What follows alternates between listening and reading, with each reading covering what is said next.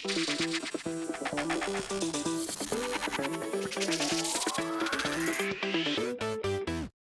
may have been ugly, it may have been sloppy, I may have been frantically pacing around my room for the last 10 minutes of this game, but the Chicago Bears found a way to win this game. Josh Blackwell gets the blocked field goal. He gets in there for a fantastic game-winning play, and the Chicago Bears beat the Raiders by a score of 25-24 to go with a 2-2 on the season before our bye week. What's going on, guys? I'm back with another Chicago Bears post-game reaction video, which I'll be doing after every single Bears game this year, and I am still buzzing over what I just witnessed at the end of this game.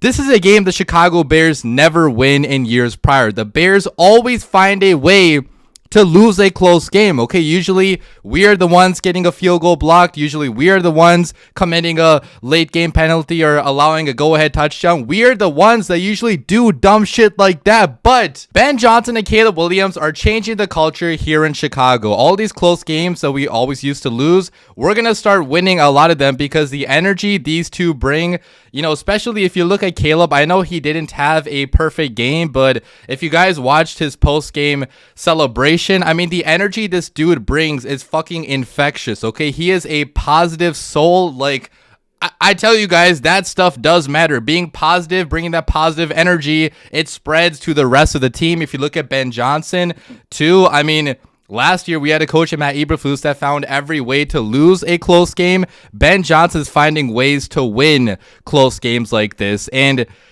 man, when Josh Blackwell blocked that field goal, I'll put my reaction on the screen right now, by the way, if you guys want to see. I recorded this on video.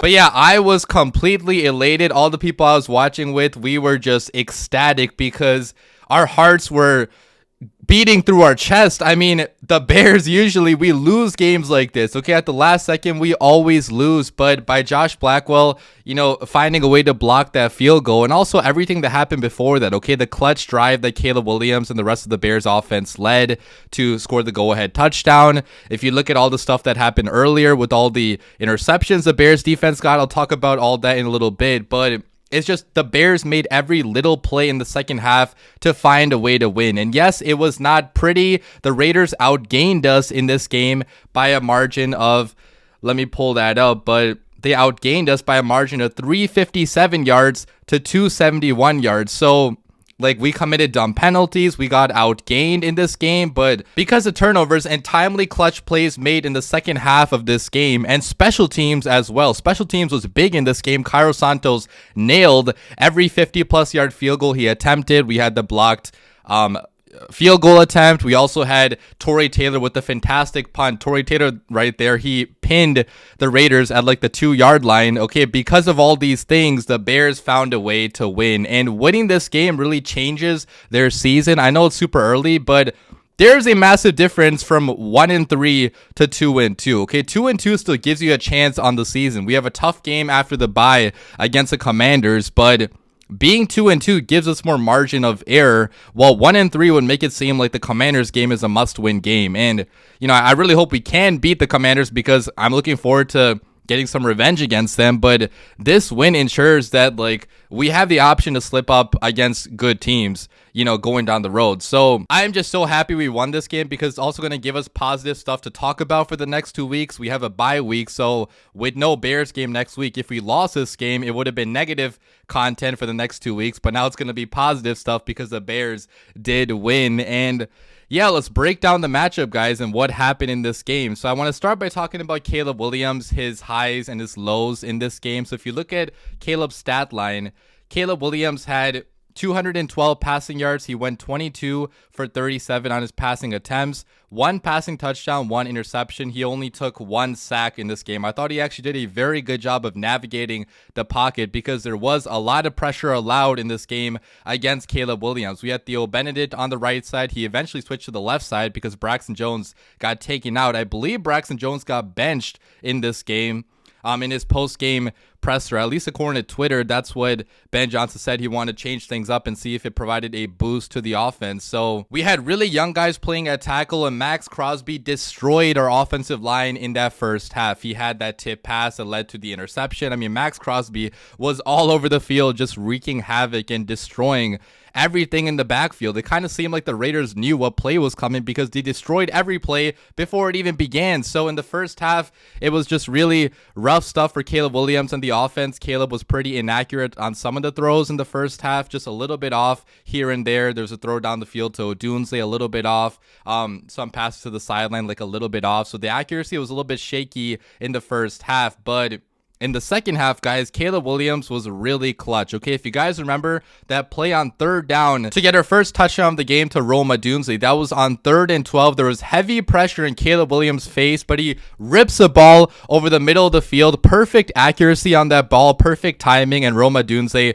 waltzes in for the touchdown. And those are the types of plays where you can see the growth that Caleb Williams has made as a quarterback, because last year that play definitely would have been a sack, but Caleb knew what to do with the football. He trusted Rome Odunze to go over the middle and make that catch, and resulted in a big touchdown for the Chicago Bears when they were really struggling on offense before that drive. So, you know, that was a fantastic throw made by Caleb in a lot of pressure. He really showed me a lot of growth with that throw. If you look at the drive in the fourth quarter, the go-ahead drive, in which there was also many timely plays made by Caleb Williams, just, you know, simple stuff where he's not doing anything crazy. There was a crazy play he attempted where he's running all the way to his right, and he got a throw on the run to Cole Kmet, but Cole Kmet could not come down with the catch, which, by the way, Cole Kmet had a pretty bad game. Okay, he had, you know, some penalties, he had some drops, so Kmet did not have the best game. Looking forward to Loveland coming back, but yeah, Caleb didn't really do anything crazy in terms of crazy throws besides for a few throws, but he really just kept the chains moving. He got balls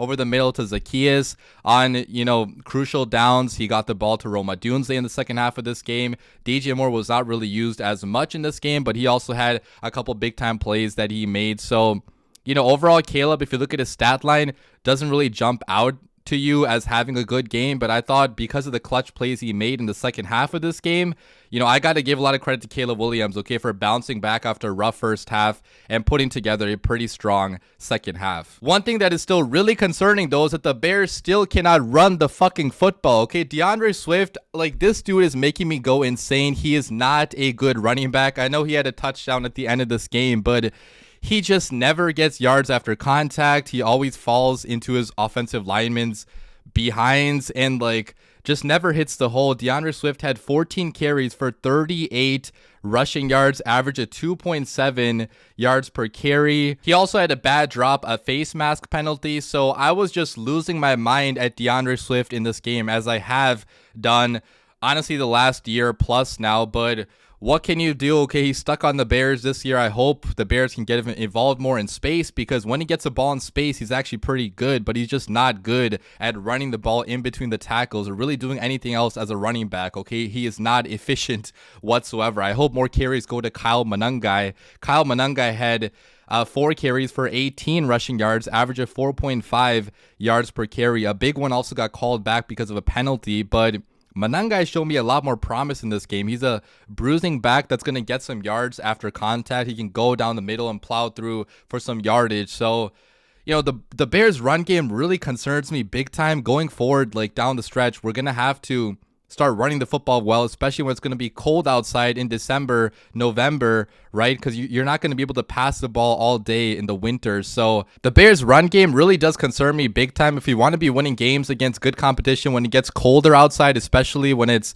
you know, October, November, December, it's, you know, 20, 30 degrees, it's windy, like, you're going to have to run the football. And right now the Bears cannot do that. So hopefully, you know, maybe we can trade for a running back or find a way to get Swift, you know, more efficient touches, but just kind of concerned about that part of the Bears offense right now. But if you look at the passing attack, a lot of positive things to take away for Caleb Williams and the Bears weapons. I mean, aside from Cole Kmet, the Bears receivers did pretty well in this game. So, you know, hats off to the Bears offense for putting together 25 points and finding a way to edge this game out at the end. But talking about the Bears defense then, it was pretty ugly at times. Okay, our run defense is still really bad Ashton Genty went off in this game. Ashton Genty had 138 rushing yards and 1 touchdown. He also had 2 receiving touchdowns as well. So Genty was like a monster in this game. We could not defend against him whatsoever, and we did allow a lot of yardage in this game. But the big difference was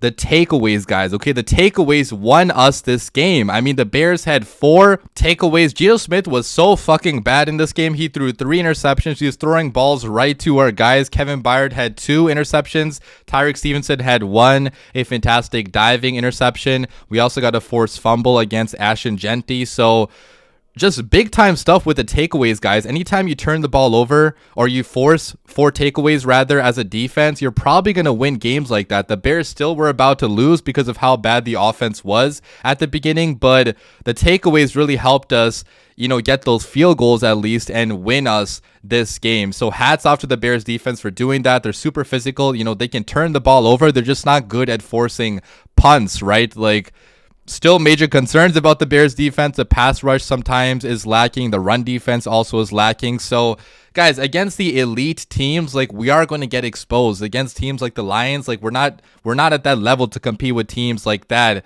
just yet. But the Bears can still have a pretty competitive and fun season if the defense can turn the ball over and play aggressive like they played in this game. I do want to point out that the starting defense has had so many injuries. Jalen Johnson out, Kyler Gordon out, TJ Edwards out. In this game, Grady Jarrett was also out as well. So to miss all these key starters and still, be able to turn the ball over is pretty impressive. I think I really want to talk about Tyreek Stevenson because I think he's having a year 2 resurgence. I know he had a rough first couple weeks of the season, but going up against star players like that, really any cornerback would. But the last 2 weeks, Tyreek Stevenson's been a monster, okay? Turning the ball over, making big time plays, being pretty good in coverage. So really happy for Tyreek Stevenson that he's really like bouncing back and regaining his confidence right before the Commanders game coming up on Monday Night Football after the bye. Hopefully Tyreek can make some big time plays in that game because we all know what happened at the end of the last matchup. Tyreek Stevenson taunts the fans, and that game really started his downfall as a cornerback last year. He really struggled after that moment, probably messed with his confidence. So I'm really happy that Tyreek is getting his confidence back. And look, this defense, again, it has major weaknesses on it, but if we can turn the ball over, make timely plays, and get some help from our offense, we still should be able to win some football games, especially against teams like the Raiders. So leave your comments down below, guys. What do you guys think about this game? If you guys went to this game, I'm really jealous of you, first of all, because there was a lot of Bears fans there, and to witness a game like this in person must have been insane. To witness a last-second game-winning play by the Chicago Bears. So the vibes are super high right now. Thank God we won this game. Thank God we found a way to win because we're bringing positive energy into the bye week now. We can talk about positive stuff for the next 2 weeks, but yeah, just really happy the Bears won. Really happy that Caleb and Ben Johnson are changing the culture and the energy here in Chicago. I can't wait to see that post-game celebration / speech from Ben Johnson. That should be pretty fun to watch. But